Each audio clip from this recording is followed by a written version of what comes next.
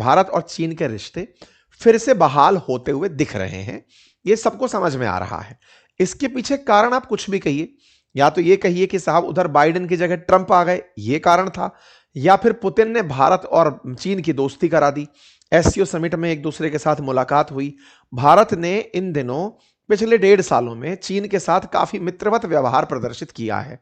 भारत के एनएसए, भारत के विदेश मंत्री के वांग वी से मुलाकात हुई है। दोनों साइड एक दूसरे के साथ काफी अच्छे से बातचीत कर रही हैं। शी जिनपिंग और मोदी जी के बीच में हैंडशेक की घटना को वर्ल्ड ने काफी एक्नॉलेज किया था।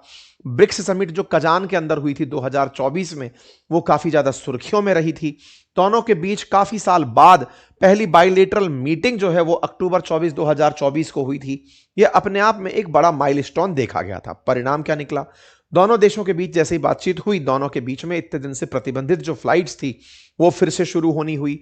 भारत के विदेश मंत्री ने चाइना की विजिट की और चाइनीज फॉरेन मिनिस्टर से मुलाकात की। इसके बाद एससीओ की समिट होती है, उसके अंदर भारत के प्रधानमंत्री चीन जाते हैं। इसी बीच में ट्रंप अपना टैरिफ हम पर लाद देते हैं। टैरिफ का चलना होता है, भारत के व्यापार का बाधित होना शुरू होता है।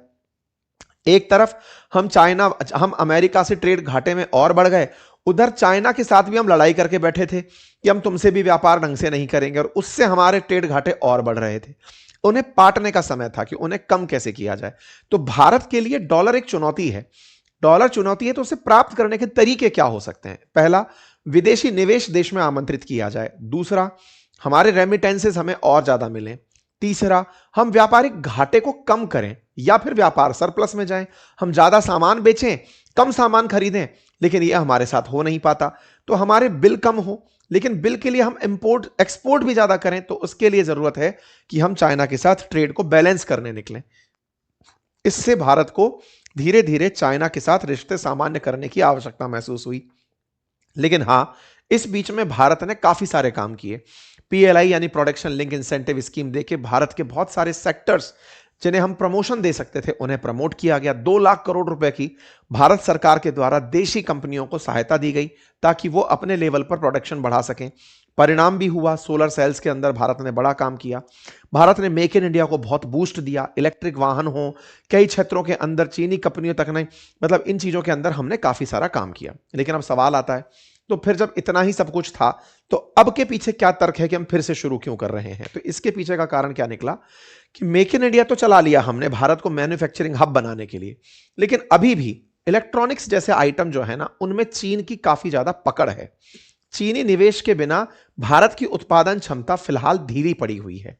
चाइना इलेक्ट्रॉनिक्स के अंदर चीनी बैटरियां, चीनी गाड़ियां, चीनी तमाम सुविधाएं, अगर चाइना भारत को बाजार के रूप में देखता है और भारत उसका मेक इन इंडिया की कंडीशन रख देता है कि आपको ये जितने भी माल भारत में बेचने हैं, इनके लिए प्रोडक्शन आप भारत में करिए, क्योंकि भारत अब एक इकोसिस्टम बना चुका है और वो इकोसिस्टम है भारत के अंदर चीजें बनाइए, मेक इन इंडिया करिए।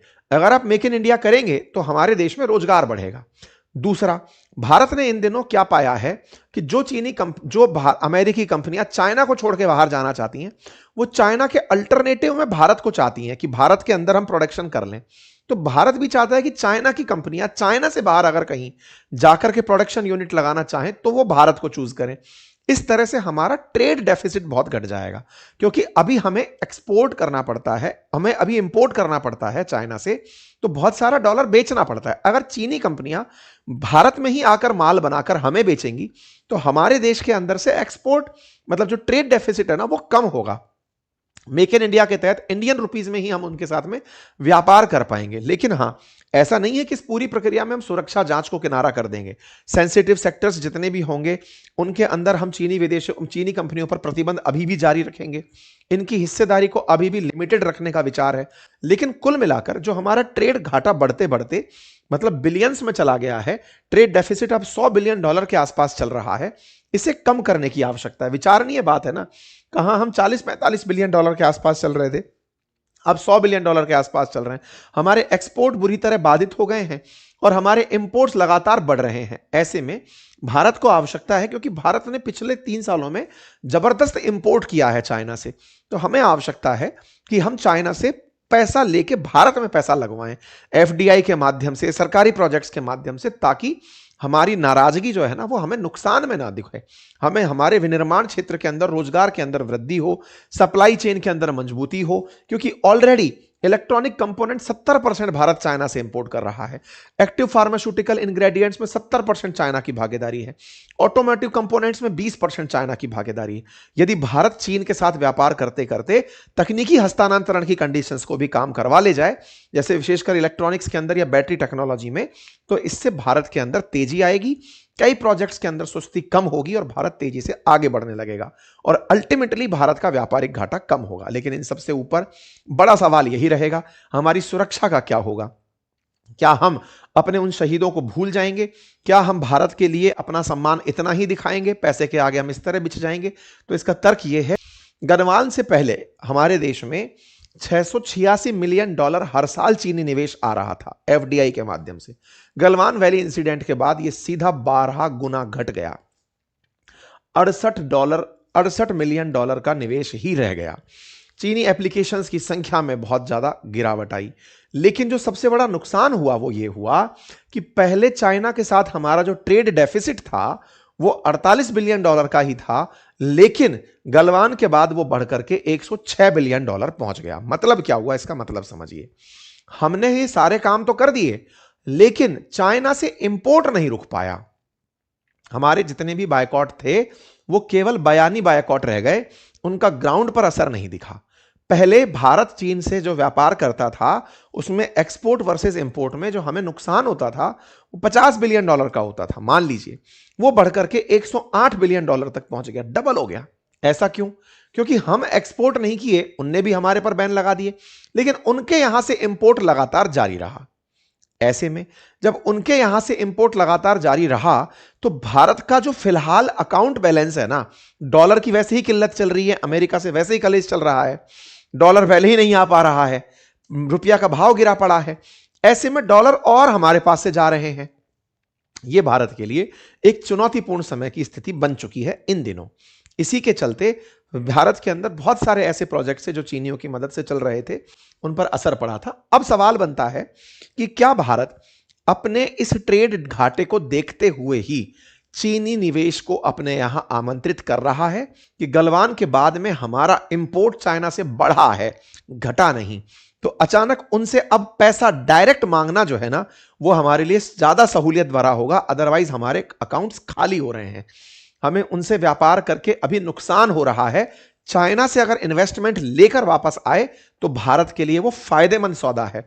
ये वाली जो प्रक्रिया है, ये पिछली जो हो रही प्रक्रियाएं हैं उनसे ज्यादा सकारात्मक है।